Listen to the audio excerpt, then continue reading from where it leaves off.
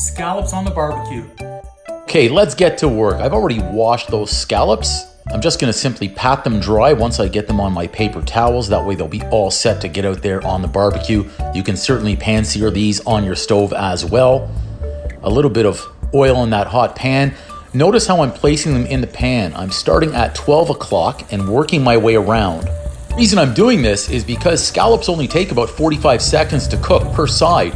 That way I know where I've started them in the pan, I know where to start turning them over. I've lightly seasoned with a little bit of salt and pepper. I'm making sure they're not sticking to the pan. That quick 45 seconds are up. I start at 12 o'clock and I start turning those over. Once done, I'll season them as well, a little bit more salt and pepper. Please also, if you can, remember, hit that like button, follow the channel. That way you can see more great, easy recipes. Let's try one. Oh yeah, look at that.